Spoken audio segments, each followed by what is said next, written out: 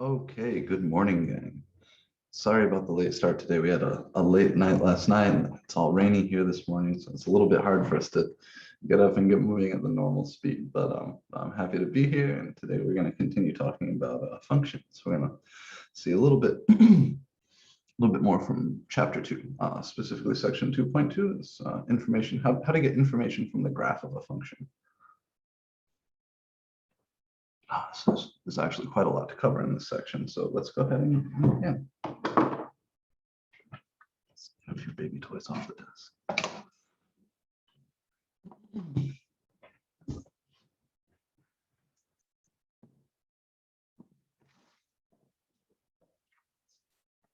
Oh, so let me flip over the document camera. We can get started properly.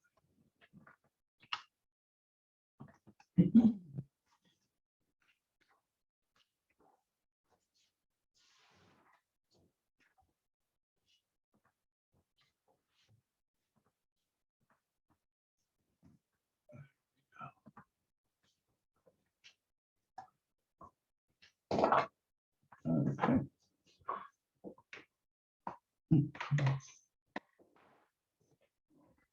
So this, as always, is MAC1140. Section OR1. That's a pre-calculus class.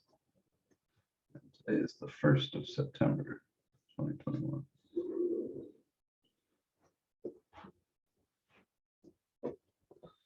Today we're going to talk about getting information from the graph. And this is section 2.2, or maybe 2.3, right? Yeah, I think 2.3. All right. So what sort of information would you want to get from the graph of a function? Well, we know that functions have domains and ranges, so hopefully that's something we can tell from the graph. There's also other behavior. So we talked a little bit about net change on Monday. And we saw that last example that you can sometimes answer qualitative questions about net change just looking at the graph, even if you don't know the particular points on the graph. You can say whether the net change is going to be positive or negative or 0 over a given interval just by kind of looking at the shape of the graph. So certainly those sort of things. I think the place to begin is with domains and ranges. Other stuff we'll be looking at here is also like increasing, decreasing, mins, maxes, all that good stuff.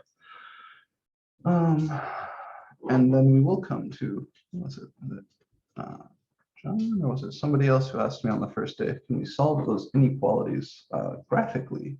And I said the answer is yes. We're going to get to that later. That's something we'll look at today too.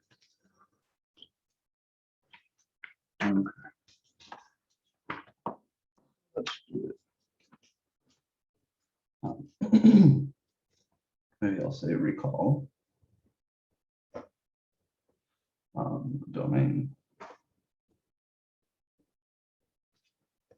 of a function is the set of all inputs for that function.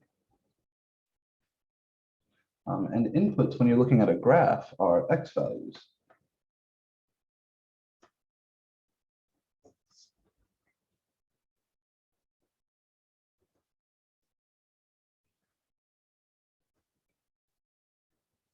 And the range of a function, that's the set of all outputs, which on the graph are the y values. So we've seen how to find domains just using algebra, right? You look out for those red flags and then you solve the associated equation or inequality. But we haven't seen anything about how to get ranges. And so the graph is a big tool for helping us find the range of a function. We'll also see that you can find the domain from the graph as well. So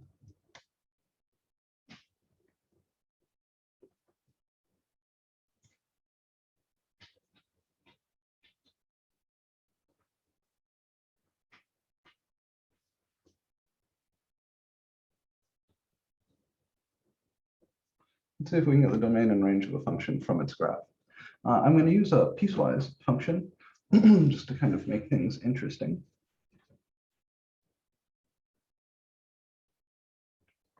And we're just going to jump in with an example. We'll be mindful of these definitions, and that's really all we need.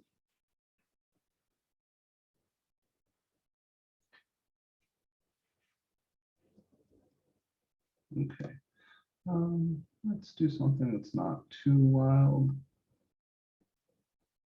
Maybe I can give us a finite domain.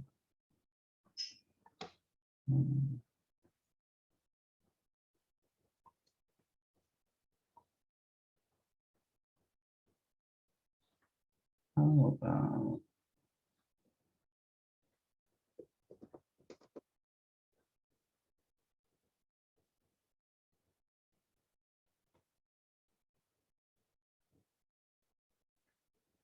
something like this?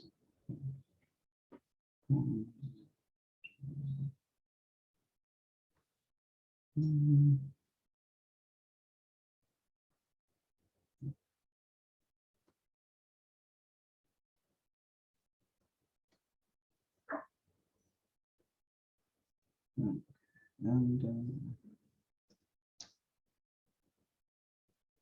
just for gets and shiggles, let's do it like this. All right, 1, 2, 3, 4. 1,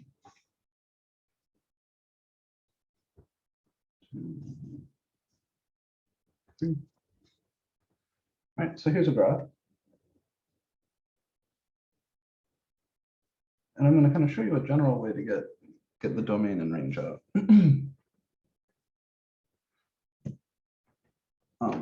When I teach this to younger groups, I call it the smooshing game. And I think we're not too sophisticated to use cutesy little word toys like that. So what we're going to do with this graph is we're going to play the smooshing game. The smooshing game is what it sounds like. We're going to smoosh the graph.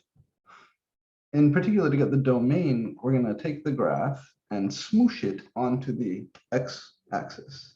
And to find the range, we're going to take the graph and smoosh it onto the y-axis.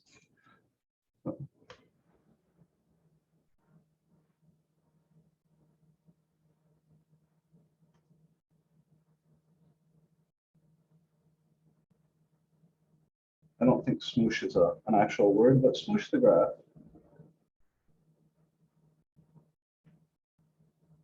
onto the x-axis and to find the range.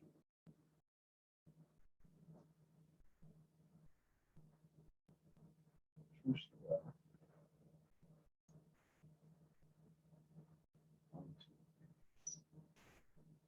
the y-axis. And for anybody who wants to know, smoosh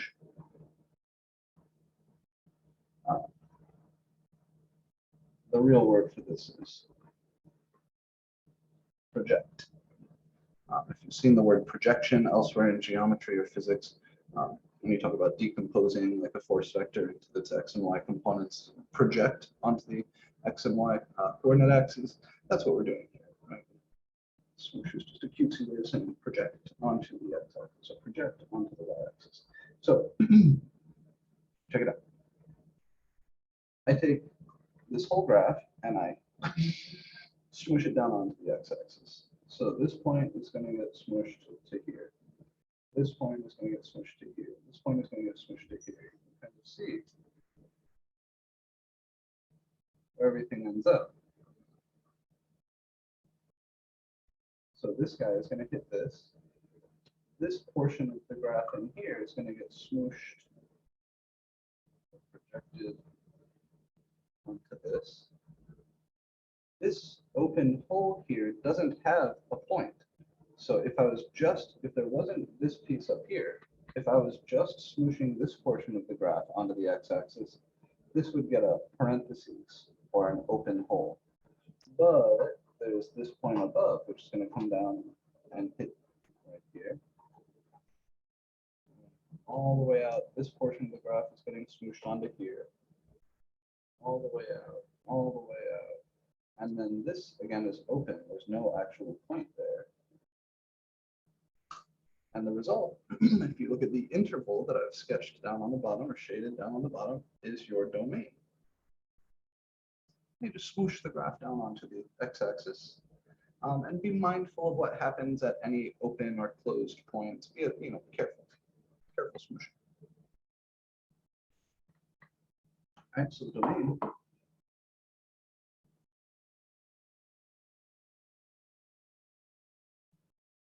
is the left closed, right open, aka bullet-shaped interval from -1 to 3.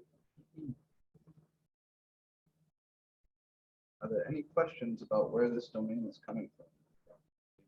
Any individual part of this we want to look at more carefully? Plenty of room for subtlety here.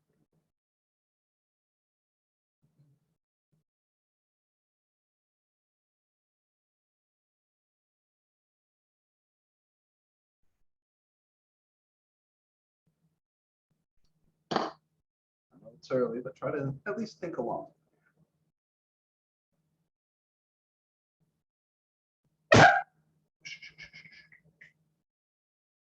Okay, if we're all super duper comfy with this, let's play the same game, but onto the y-axis to find our range.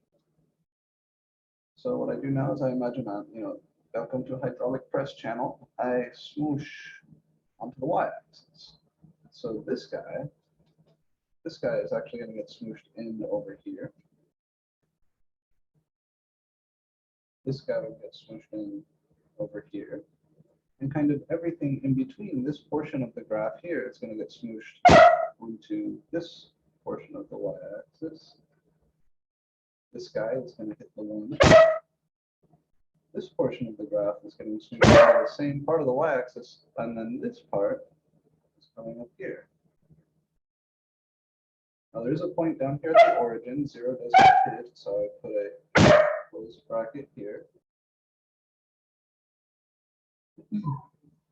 And just like we've said down here and over here, this open point, there isn't actually a point there, right? This open point, so there isn't actually anything there. So nothing is hitting 2. First sort of little interval that I have on the y-axis is 0 to 2. This piece is interesting. So if I smoosh this over onto the y-axis, this whole long piece only hits the one number here, 3. We also we just have this point separately. So the question is, how do I describe this blue interval? Well, this is an interval. And then we've also got this point. So range from 0 to 2. Closed at 0, open at 2. 0 does get hit, 2 does not get hit because there is no point here. Unioned with just the one element set 3. And remember how we write a single element set. It's curly braces. So the range is everything from 0 to 2, including 0, not including 2. And also the one number 3. And that's the smooshing game. That's how you get domains and ranges from a graph. So if you've got the graph of a function, there's no reason you can't tell me the domain of the range. In practice, a lot of the functions we're going to mess with, their domains and ranges will be larger, right? Like polynomials, rational functions. Their domains and ranges tend to be all real numbers or all real numbers except for a few, at least their domains. Ranges can be a little more complicated. But it always works like this. I have a question. Yeah, please. Earlier you said something about there's no point there. What did you mean by that? So right here, for example, because this is an open circle there, like we draw that open rather than filled in like this, what that indicates is that the graph kind of continues like this, and right at 1 itself, when x is exactly equal to 1, the value of the function is not 2. The value of the function there is 3. So while this graph does continue up and get very, very close to having x value 1, at 1 itself, it does this big jump. So right here, this open circle, there isn't a point on the graph there. The point on the graph whose x coordinate is 1 is this point. Let me put the dog outside. Max.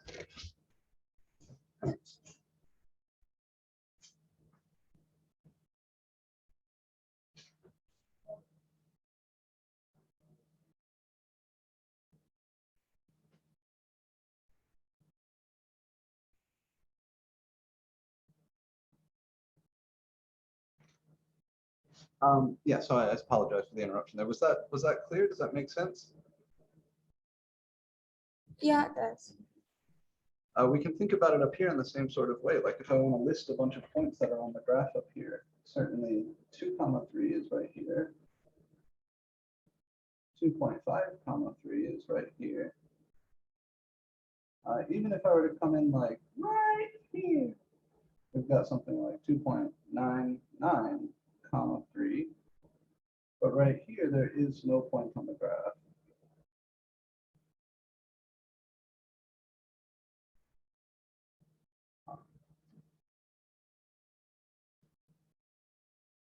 So this is sort of connected to the idea of an open interval, right? You see that these open circles always correlate with an open interval in the domain of the range. And that's precisely because of this behavior where the endpoint is not included, everything up to it is. And that's reflected in a picture looking like this. The way we draw that on the graph, the actual 2D graph, is by putting an open circle there. So really these open circles, as I draw them, they don't, they should be infinitely small, right? It should be a single point. But if I were to draw it like that, if I were to draw it infinitely small, we wouldn't be able to see it at all. So we make it really big.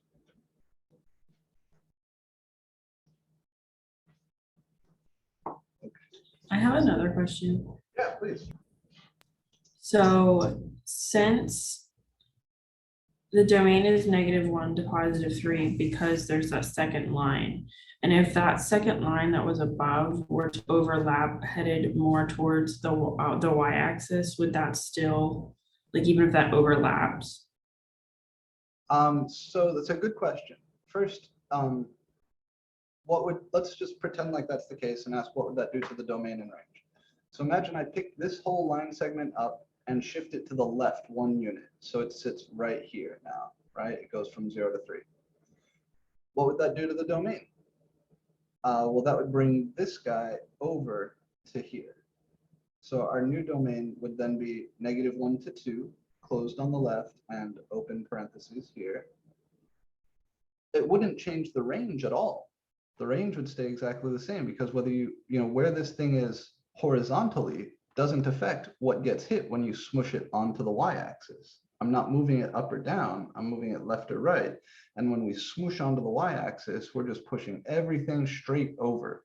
So whether this line segment is here or over here, wouldn't have any effect on the range. As long as you don't move that line segment up or down, the range would still be 0 to 2 union with the single element set 3.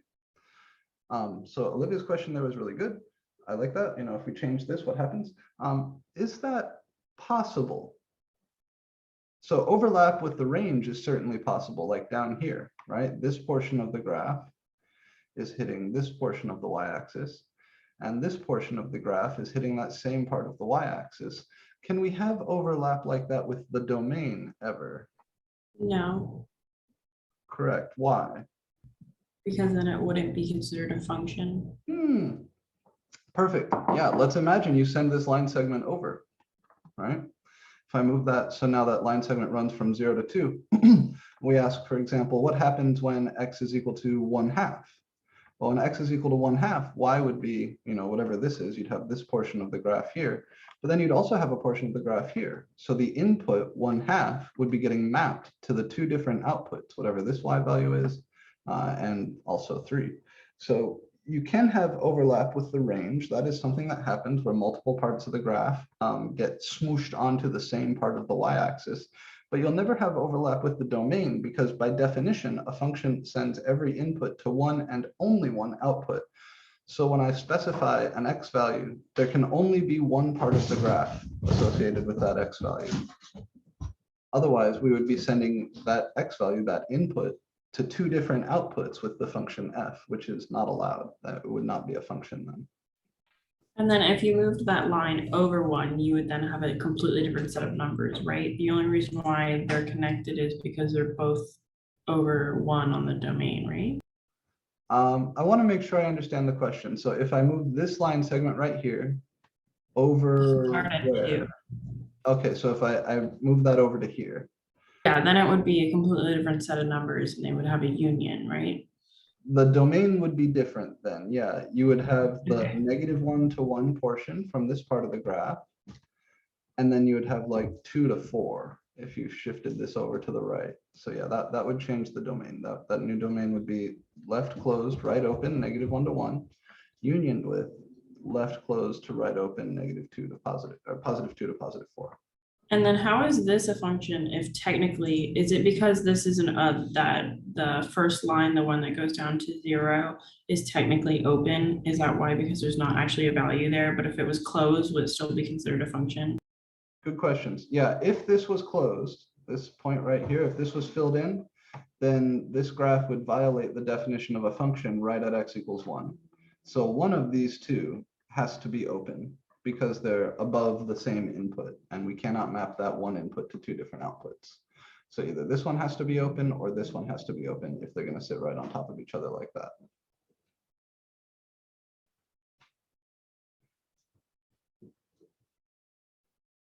That feel comfy? Yep, thank you. Sweet. All right.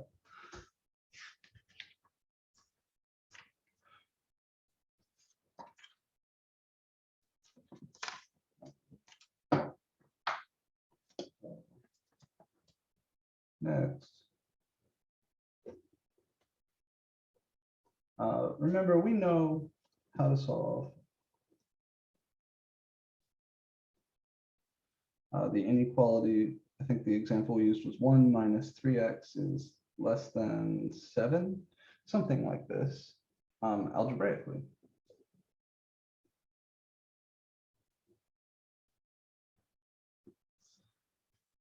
And we have. However, we can also solve this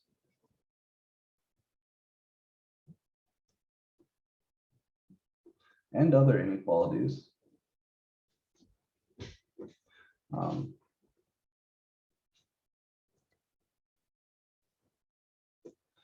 and equations graphically. Okay, so let's take this problem that we've seen before, or something like this certainly we've seen before, and see how to do it without following algebra steps, but by drawing some pictures and making some observations about those pictures. The way you do this is by thinking of each side of the inequality as its own function. And then you graph it. You graph each of those two functions and try to interpret the thing geometrically.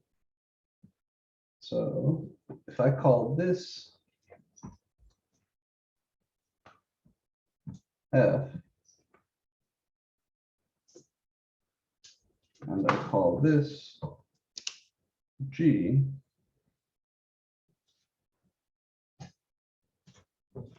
we can kind of reinterpret the inequality in terms of the graphs.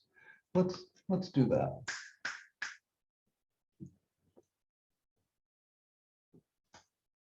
Again, I am assuming that you remember how to graph lines.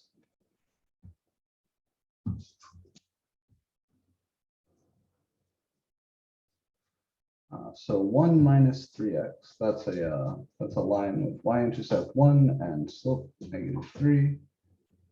So I'll put 1 here.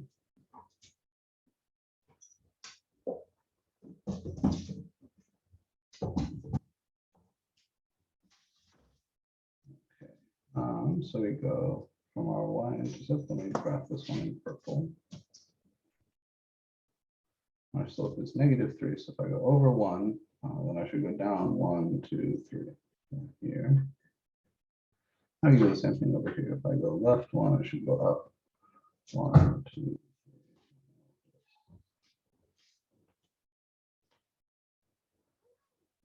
This is going to be a bad picture.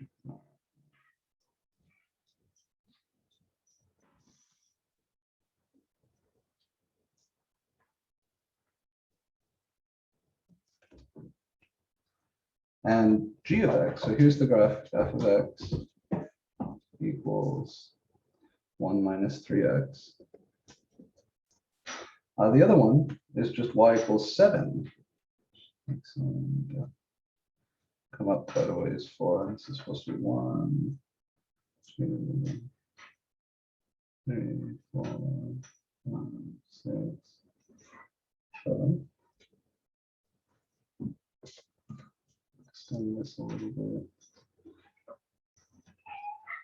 I have to rescue my cat from the puppy in a second here. Maxwell, no. All right, what does the graph g of x equals 7 look like? It's just a horizontal line. Constant functions are just horizontal lines.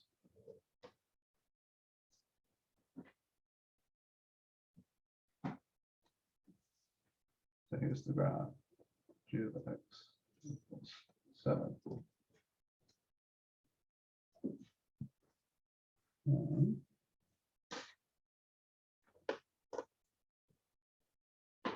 Now, the way we interpret this inequality graphically is by asking, where is the purple smaller than the blue? In other words, where is the purple line underneath the blue line? Now, in mathematics, when we say where, we always mean for what x values. So the graphical interpretation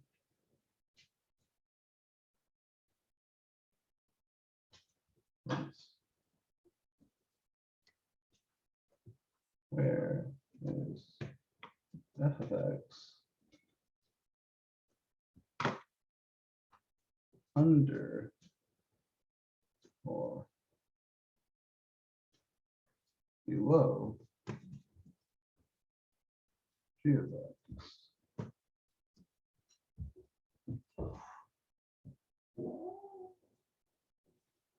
Okay, and a little note.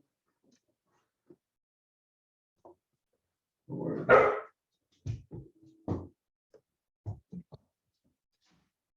where always means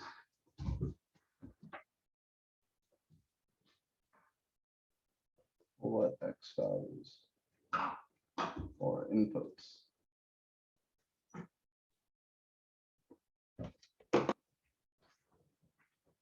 That's why I swear to God.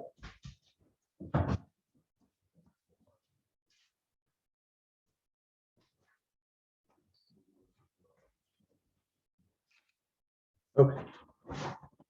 So the way to interpret an inequality graphically is by making a size comparison, which size comparisons for outputs are the same as height comparisons for y values. So to solve this, just using the picture, what I want to answer is, for what x values is the purple underneath the blue? And I think it's pretty clear that this is the kind of magic point. If I'm to the left of this point, then the purple will be above the blue. And if I'm to the right of this point, then the purple will be below the blue. Now, from the graph, it's not immediately obvious what this x value is. When you're asked to solve an equation or inequality graphically, generally you'll be given that information. It happens to be -2. Now we could guess that, and this is kind of the downside of trying to solve these things graphically, is that it usually involves some amount of guesswork unless the graph has been labeled very nicely for you. So here, you see f of x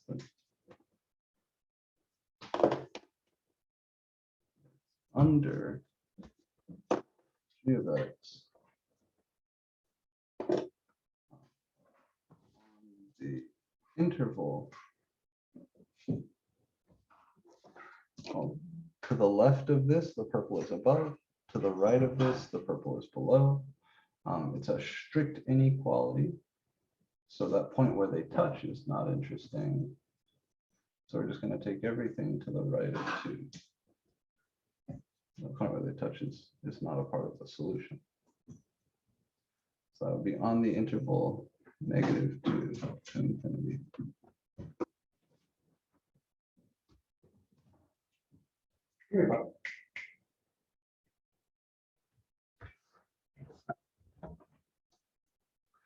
If you flip the inequality over, if we wanted to solve 1 minus 3x is greater than 7, then you'd be looking for the places where the purple is above the blue.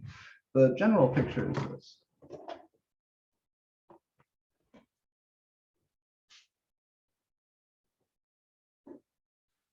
Generally,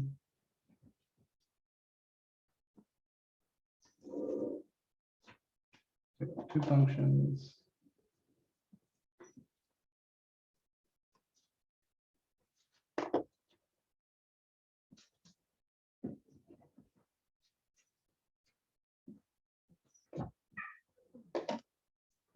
F G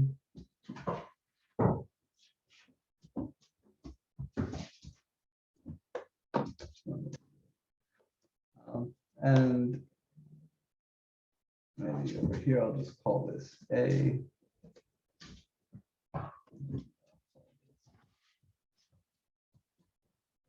B. So if you know those x values where they touch, then you can solve the associated inequality graphically. Here, I would say f of x is greater than g of x. F is greater than g.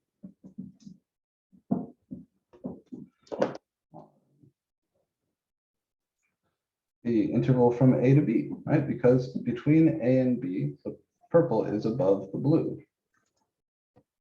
And since this is a strict inequality, I would say the open interval AB. And f of x less than g of x.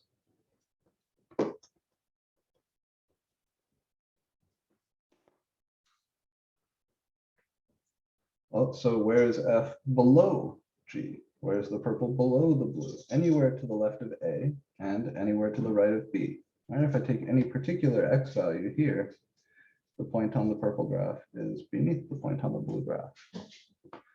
This would be -infinity up to A, unioned with B to infinity. And if you change the greater than to a greater than or equal to, then you would use a closed bracket rather than an open paren.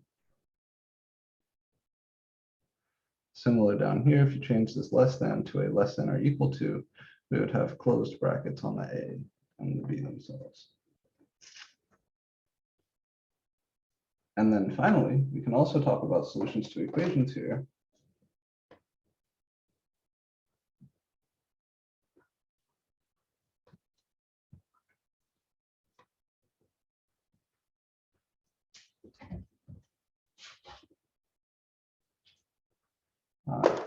The equation f of x equals g of x.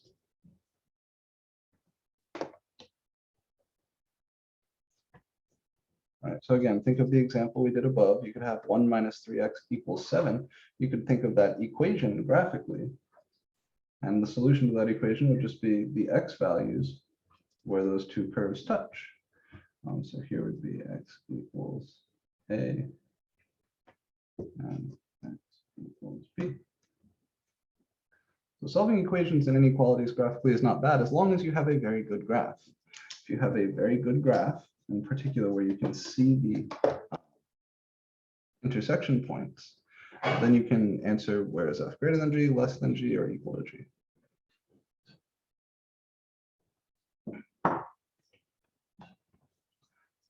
I suppose we could look at one more example here. It couldn't hurt.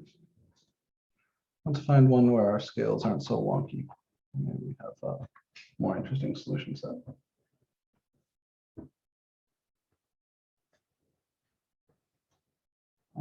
Um,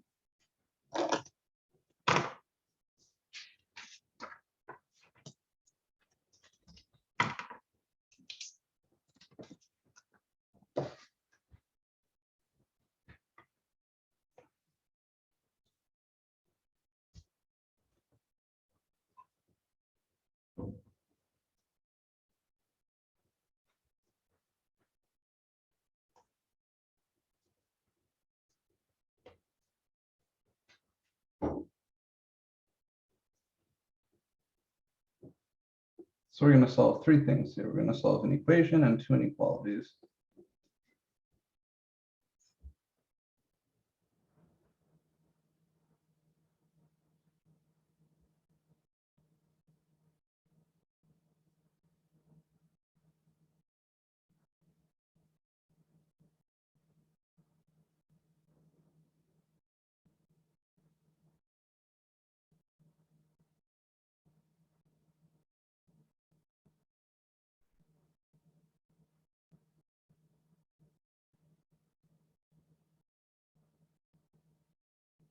Okay, so here's f of x is 2x squared plus 3.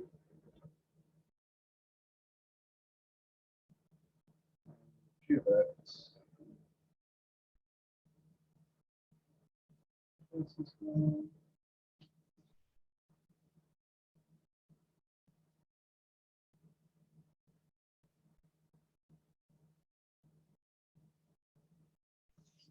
5x plus 6.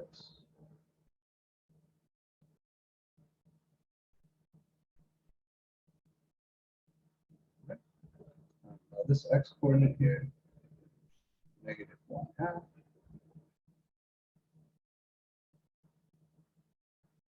X coordinate right here. Plus 3.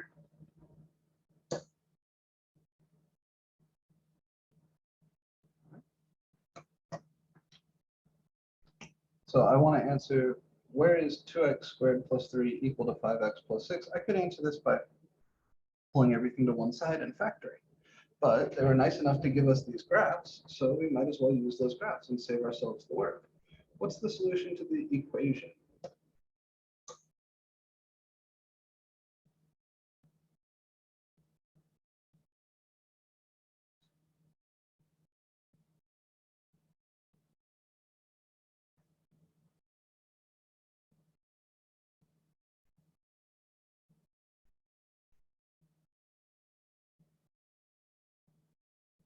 I know it's early morning, but let me out. Think about what we were just looking at. I've got the graphs of each of these. I know exactly. Negative 1/2 and 3.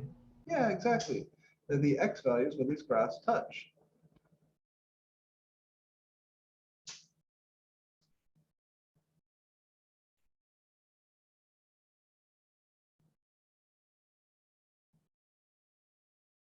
All right, what about the first inequality? 2x squared plus 3 is less than or equal to 5x plus 6.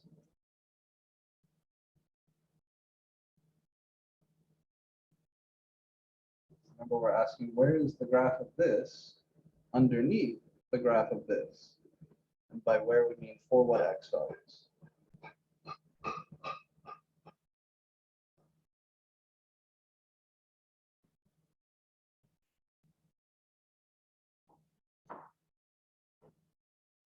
So for what x values is the parabola underneath the line. I don't want to start cold calling, but I will.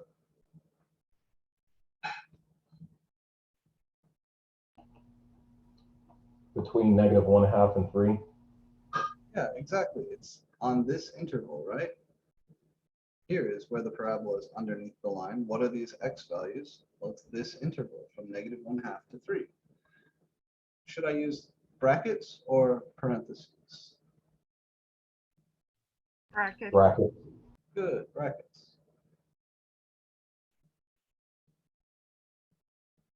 Because when x is exactly equal to negative 1/2, this is equal to that. when x is equal to 3, this is equal to that, and that does satisfy the inequality. All right, someone I have not heard from yet this morning to tell me the solution to the last inequality. 2x squared plus 3 is strictly greater than 5x plus 6. In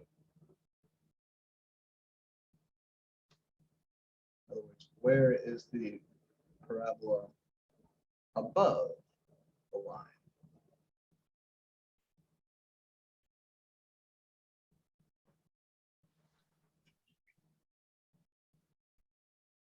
Would it be the negative infinity to negative 1/2? Yeah. Yeah, exactly. This last inequality is true everywhere over here because the parabola is certainly above the line everywhere over here.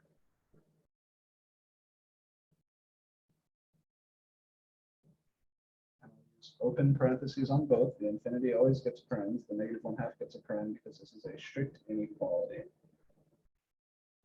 Okay, is there any other interval on which this last inequality is true? And then 3 to infinity? Very good. I'm union that with the open interval from 3 to infinity. Perfect. Thank you, Tasha. All right. Any questions about how we're solving these using this graph?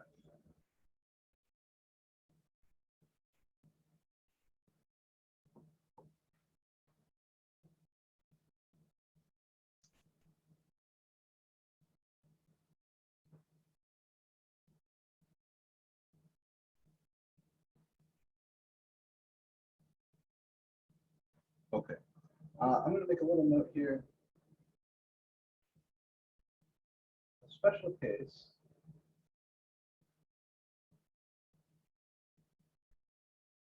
of this is solving something like f of x equals 0.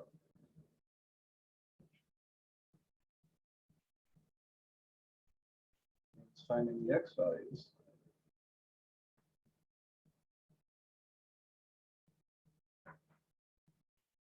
Where f of x is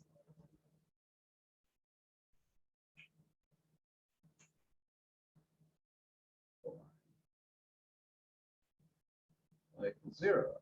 The line y equals 0 is the x-axis.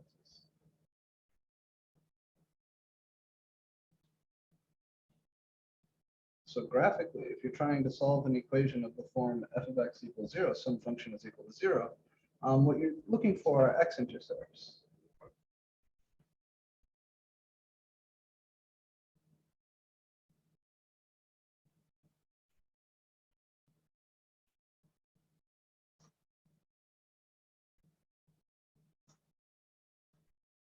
Which have other names. Some people, I like to call these roots. Other people call them zeros. I'm sure everybody knows what I mean when I say x-intercept.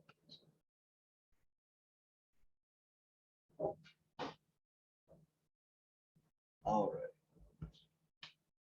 A few other kind of things we can do with graphs. We can try to determine where a function is increasing and decreasing. And again, here the word where is going to mean for what x values.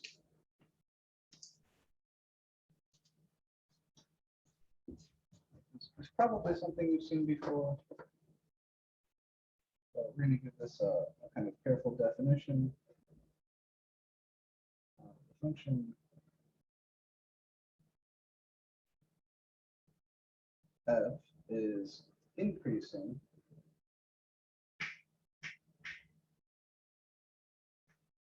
on the interval I.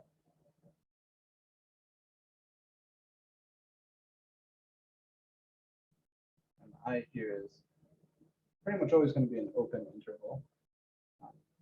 Means that f of x1 is less than f of x2 whenever x1 is less than x2. Numbers within I.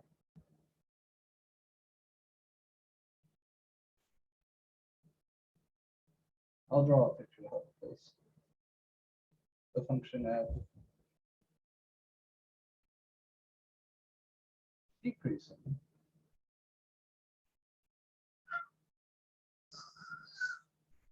on the interval I means that f of x1 is greater than f of x2 whenever x1 is less than x2 within I. So this is how you book phrases the definition, and I think it can be a little bit challenging to understand exactly what's being said here. So let me also just draw a picture for you. Intuitively, we know what increasing and decreasing mean, right? Increasing means you're going uphill as you go left to right, and decreasing means you're going downhill as you go left to right.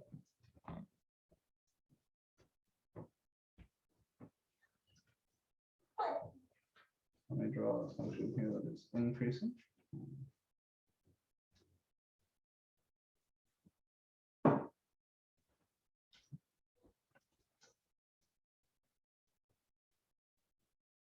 And let me take x1 and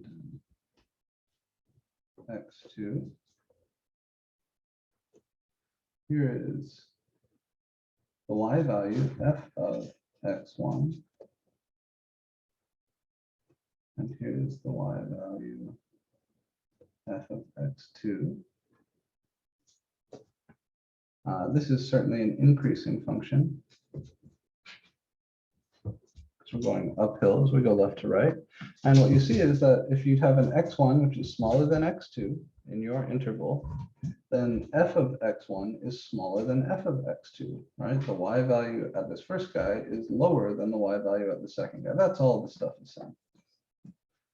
And on the other hand, you have a decreasing function like this, and you take x1 and x2.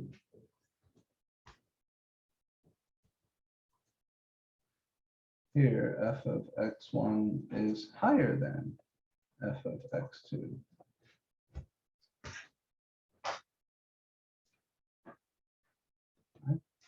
So increasing means the y values go up as you go left to right. Decreasing means the y values go down as you go left to right. And those can both be expressed as inequalities. And a quick note here. Increasing and decreasing are always, for us in this class, always given open intervals of x values. And it's this last part that I really want to harp on. Open intervals of x values. So you would never tell me that a function is decreasing from one y value to another y value, because that y value might show up 10 different times on the graph, and I don't know which point you're talking about.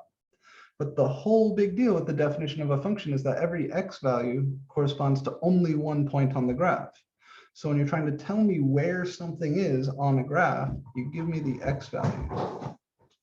Right? If you're trying to tell me where something is going on the graph of a function, you tell me the x values, because that guarantees I know what point you're talking about. If you have a complicated function, a certain y value may show up 10 different times on that graph. I have no idea where you're talking about. So if I ask you, where is a function increasing or decreasing, you're always going to give me open intervals of x values. The x values part is the thing that you need to be really mindful of. Don't give me ordered pairs. Don't tell me it's decreasing from this point to this point. And certainly don't confuse yourself by trying to write like union symbols between points. That sort of shit doesn't make sense. And people confuse themselves. I know everybody here can find where a function is increasing or decreasing. The question is, can you describe it, right? So I'm sure everybody could color in the part of a graph that is increasing or decreasing, or like point to it. But then just using the correct language and notation to describe it mathematically is important also. The reason we use open intervals is a little bit subtle. So I'm going to draw for you a picture here and try to convince you that open intervals really are the right way to describe this, because what happens at a point can be very, very hard to say. Basically, you need to compare two values to say whether a function is increasing or decreasing. So it's challenging to say whether a function is increasing or decreasing at a particular point. No, puppy. I don't even know how you got that. Crazy bastard. No.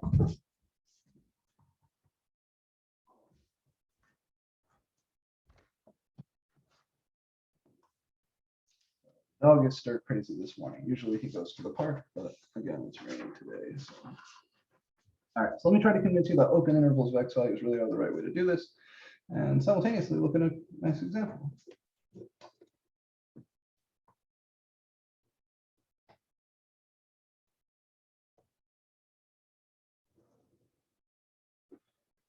Sure, why not? We'll do something like this.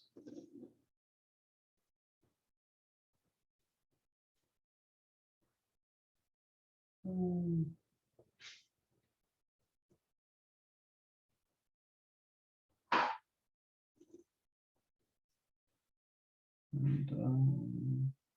yeah, why not?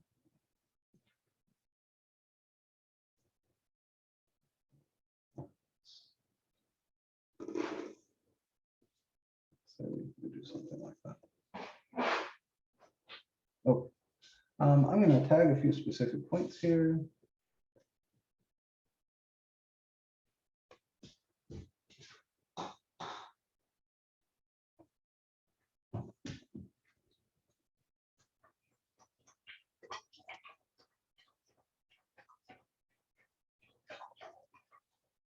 Rather than making up numbers for these, over here, of course, it's 0, but I'm just going to call this A, B, C, D, E.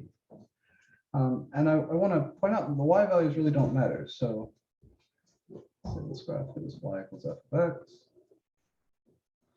We're going to answer the question, where is f of x increasing and decreasing?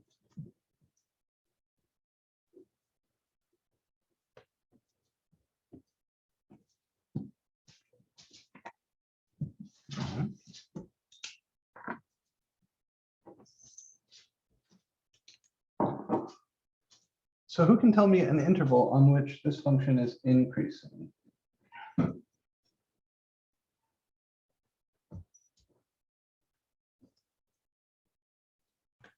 Negative infinity to A.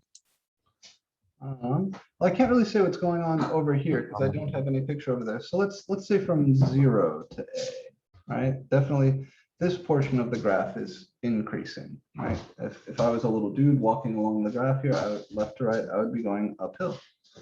So the first chunk of the graph, which is the open interval from 0 to A. I have a question. Yeah, Would it also be like e to infinity, arrow? good. Yeah, there's another spot here, right? This chunk of the graph is also going uphill. So we would union this with e to infinity. Depending on how the question is phrased, they could say, list the intervals where this is increasing, then you wouldn't union them, you'd just separate them with a comma. But if we just ask, where is the function increasing, this is a very nice answer. Okay, where is this function decreasing? From B to E? Certainly here to here. Yes.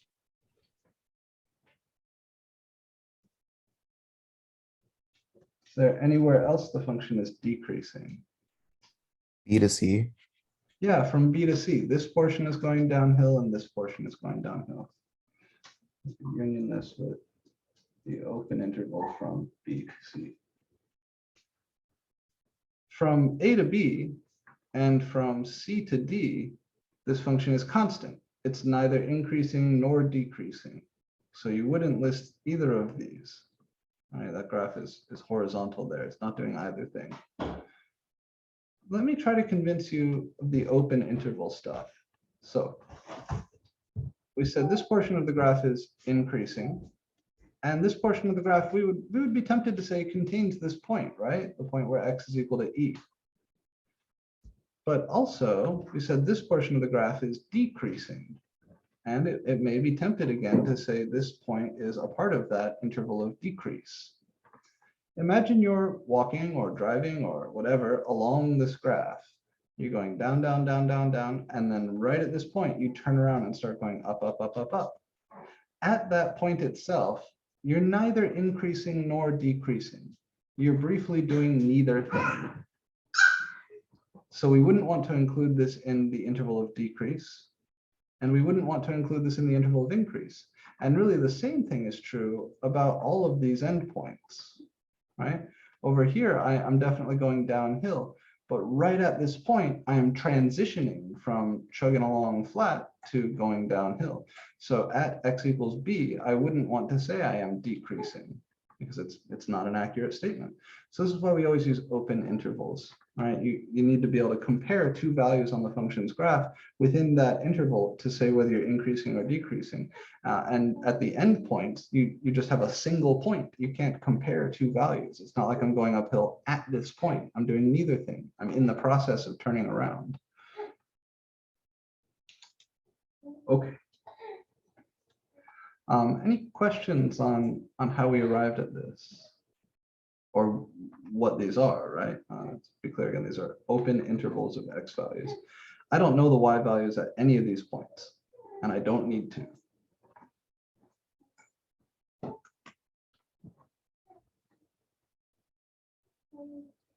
So just to make sure, when we're dealing with increasing and decreasing, we only use parentheses, never brackets.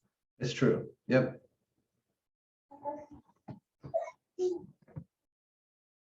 Yeah, if you want to know why, this is a pre-calculus class. So another reason why open intervals, why male models, why open intervals. Turns out increasing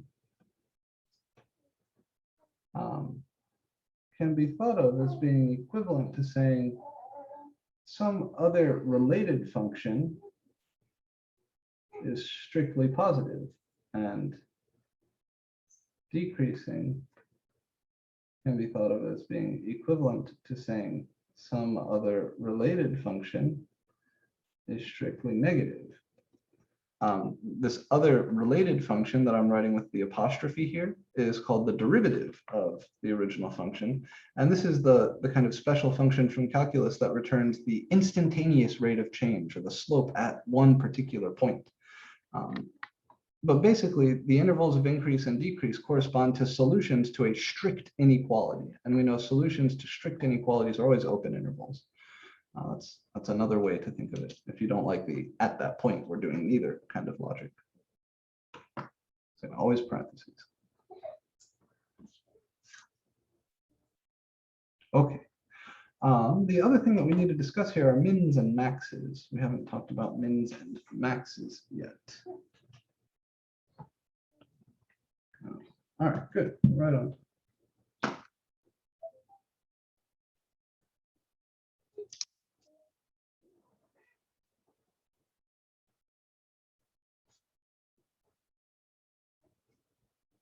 And really, we're just going to look at local mins and maxes. There are other mins and maxes called global or absolute mins or absolute maxes. The definition, again, is given in terms of inequalities. It's not super exciting. The function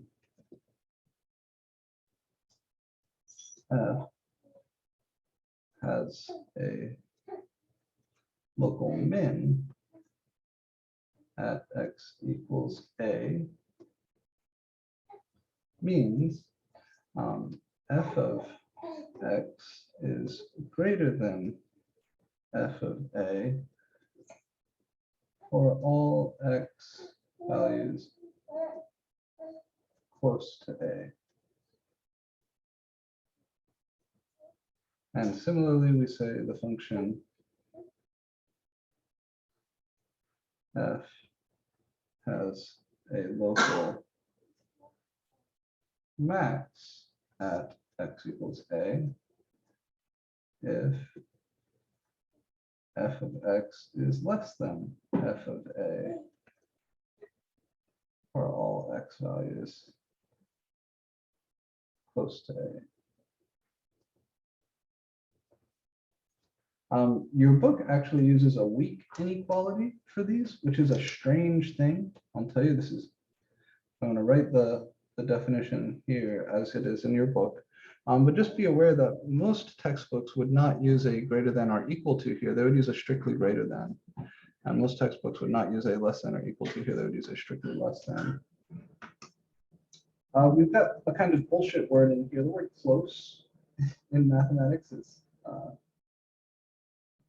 kind of a way of fudging some technical things in there. What we mean is that there's an open interval containing A such that that inequality is true on the interval. So let me draw for you a more simple example. Is f of x. This point right here at the top of this hill, I would want to call that a local max. And this point down here at the bottom of this valley, I would want to call that a local min. So let's call this one A for now. I'll call this one B. When I say that there is a local max here, the way you think about that inequality definition is to say, okay, can I find an open interval centered at A such that if you take any x from this open interval,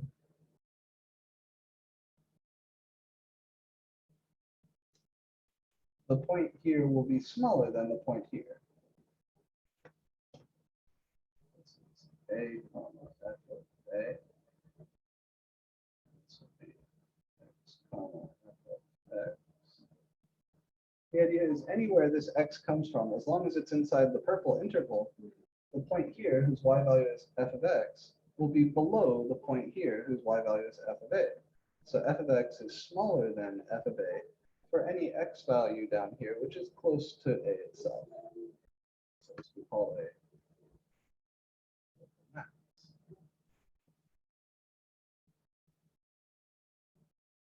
And similarly, this we would call a local min for the same sort of reason.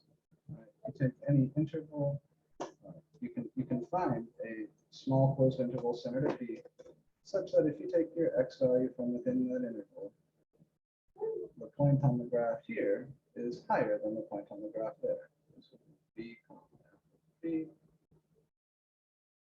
x, comma, f of x. So if x is close to B, then f of x is going to be greater than f of B. This point will be higher than this point. So just like we call this point right here a local max, we call this point right here a local min.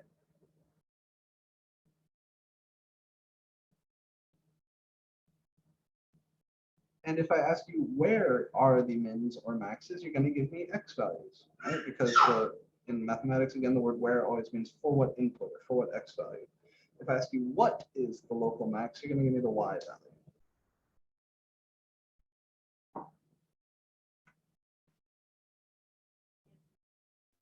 Could you repeat what you just said? Sure. In fact, let Just me, the last thing that you just said. I missed it. I got you. So About the local maximum on the x and y values.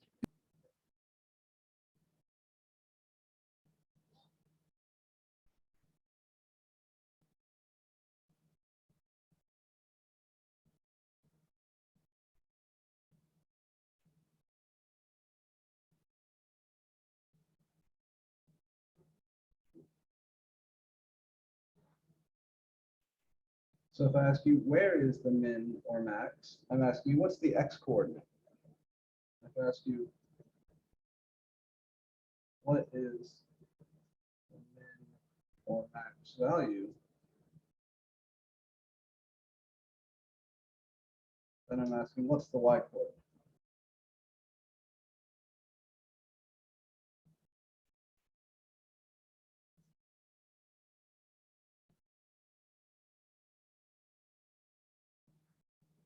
So remember, the reason it's called a min or a max, say a max, is because it's the largest thing that gets spit out by that function. It's the largest output.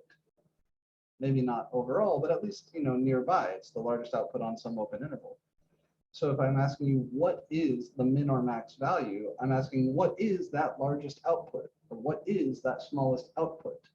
So we're talking about outputs, which means I want the y value, the y coordinate. If I ask you, where is the min or max? Remember, where in mathematics, especially calculus, always means for what input or for what x value. I'm asking you to tell me, okay, where do I look on the graph to find this min or this max? As always, you don't want to tell me a y value, right? Because, for example, this y value shows up on the graph over here also. So if I ask you, where is this local min, you wouldn't tell me the local min is this y value, because I don't know if you're talking about this point or some other point on the graph that has that y value. You give me the x value, because this is the graph of a function. There's only one point who has that x value. So if I ask you, where is something, you want to give me the x coordinate. If I ask you, what is the min or max value, I'm asking, what's that large output, or what is that small output? And because we're talking about outputs, that means I want the y coordinate.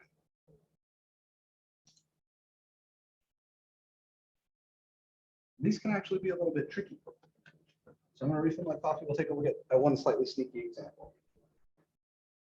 Actually, we're at that because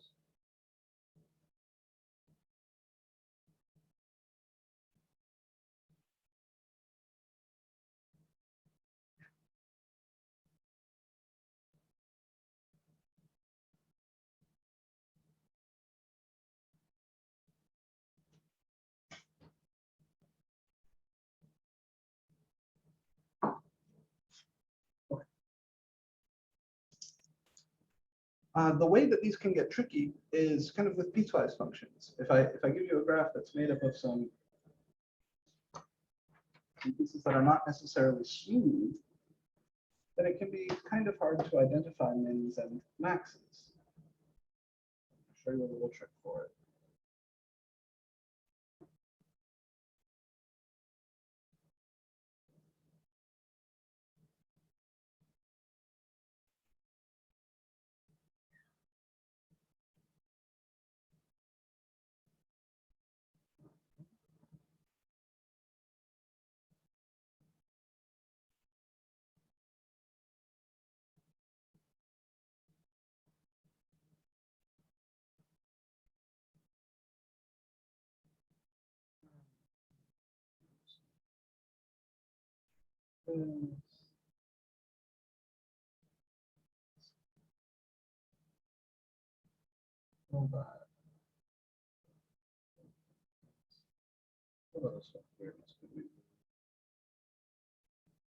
Let's stick to something like this for right now. Again, I'm just going to label these kind of generically.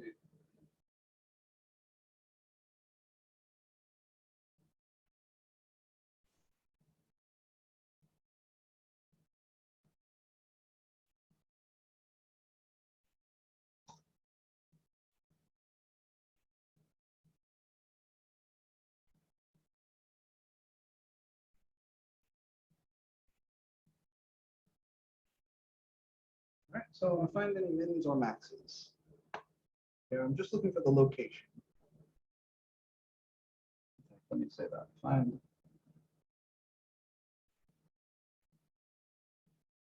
the location of any mins or maxes. So where are the mins? Where are the maxes?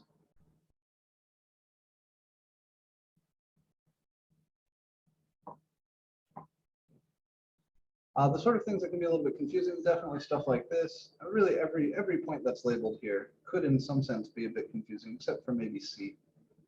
So let's start with C. What's going on here?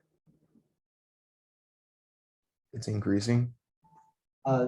Certainly the function is increasing over here, and the function is decreasing over here. But with respect to mins or maxes, what's going on exactly at x equals C?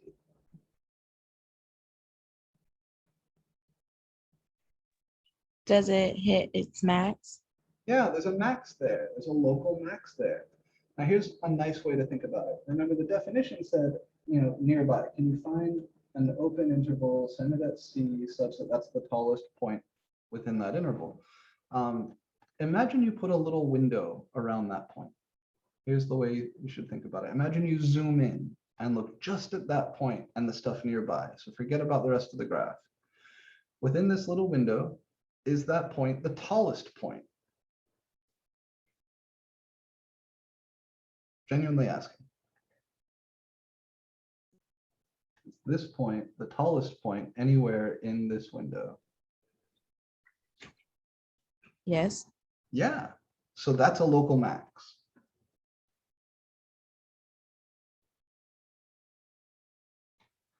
That's the question you want to ask. So you put a little window around each point in question and you ask, is this the tallest point in that window? If yes, that's a local max. You can ask, is this the lowest point in that window? If yes, that's a local min. Okay. Let's try it at kind of the next trickiest one, which is this guy. So here's my little window. Is this point the tallest point, the highest point anywhere in that window? Yes. Yes, it is. So this is a local max also.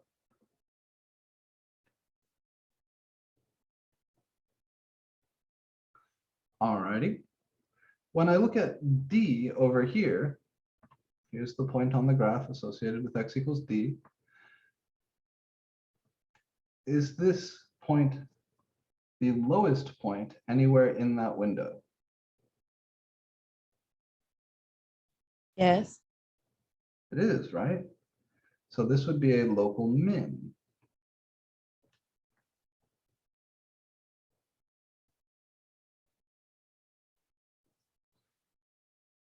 All right, what about over here?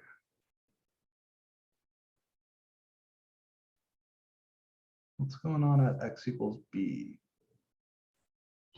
So that has an open circle, so that matters, right? Because earlier you said there's not really a point right there. Correct. Yeah, there is no point on the graph associated with x equals B. So this is not a local min. If this point was filled in, then this would be a local min. But it's kind of like the graph is going down, down, down, down, down, and then it just disappears. And over here, it's going up, up, up, up, up. So if there were a point on the graph here, that point would be a local min, but there is not a point on the graph there. Suppose I fill the point in, but I do it up here.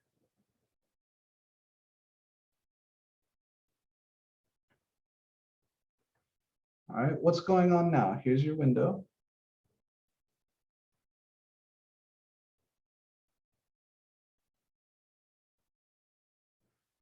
Having filled in this point up there, what sort of feature exists on the graph at x equals B? Would it be a, a max? It is.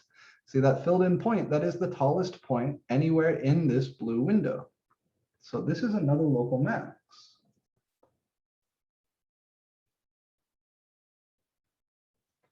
If I filled the point in down here, where the circle is, that would be a local min. If I filled the point in anywhere down here, that would also be a local min. All right, last one. Is there a max up here? No. No. Very good, there's not, because there's no point on the graph here, right? Suppose I swap these, I fill this one in and I open this one up. What's going on at D none?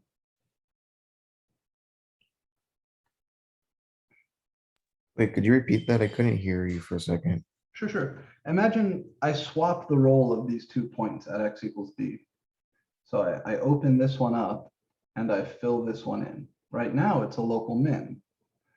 But if I were to swap those, so this is open and this is closed, what would be going on at D? Then on the top one, you would have like a local max instead of a local min, Good, probably. good. And the point down here would no longer be a min, right? Because there's no point on the graph there. Okay, that's pretty much it for mins and maxes. If you're looking at a graph where things are kind of tricky, right, where you've got some weird stuff like this or like this going on, remember the way to do it is just draw a little window. Draw a little window around the graph at that x value. Make that window as tall as it needs to be to include all this stuff, but make it narrow. And then if that point is the lowest point in your window, it's a min. If that point is the highest point in your window, it's a max. But in order to be either, there has to actually be a point on the graph there. So my answers here, I would say the function f has local, the plural is minima. Well, there's actually only one of them, right? Has local min, just one, at x equals d. That's the location. And the function f has local maxima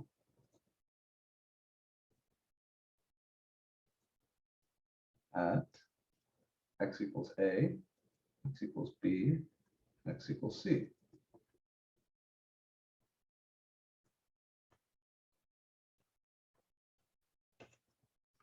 Okay, and then if I wanted the min values associated with this min, I would need to know the y value on the graph there. If I wanted the max value associated with this local max, I would need to know the y value on the graph there. But that's it. That is the end of section 2.3, which is coming just in time because I think I've gone a few minutes over. Yeah, a few minutes over the end of class here. Is there anything you guys would like to ask before we wrap up for the day? I do. Are we going to be dealing with absolute mins and maxes at some point? I don't think so. I think it's actually not a part of the curriculum in this class. Certainly you'll see that in Calc 1 and an absolute min and absolute max if you're curious. Absolute max is just the tallest point anywhere on the graph, and the absolute min is the lowest point anywhere on the graph. But we really just focus on local mins and local maxes in this class. Joyce asked in chat, is there going to be another homework? Yes, I'm going to open up another homework set for you today that will be due next Monday at the start of class. So you have a homework that was due now at the start of class today. And then there will be another homework that is opening up a little later today and will be due at the start of class on Monday. No, yeah, Monday. Do we have class on Monday? We do not. So Monday is Labor Day. So we're not going to actually have a class meeting next Monday, but in order to keep our schedule kind of consistent, I don't want to do a bunch of weird shit in the first few weeks. The homework is still going to be due on Monday at the normal class time. So make sure you finish it up by Sunday night. That's what I would say. So we will not have a class meeting on Monday. In order to keep our schedule consistent, we will have that homework coming due on Monday. Yep, and then next Monday, I'll open another homework, which will be due the Wednesday of that week. So the Monday to Wednesday homeworks are going to be shorter than the Wednesday to Monday homeworks, but yes, new homework today, due Monday, new homework Monday, due Wednesday. Actually, since we're not having class, I'll post an announcement. I'll post an announcement. Maybe we'll do something else. But I won't have taught you anything new between Monday and Wednesday. Alrighty, I got to get running, guys. So definitely keep an eye on WebAssign, watch the due dates there. I'll post an announcement explaining exactly what the due dates are. And then I will see you guys, I guess, next 1 week from today. So if there's anything you want to talk about, come by office hours, send me a Canvas message, go on the Discord. You guys know the drill. That's it. Take care. Have a great Labor Day.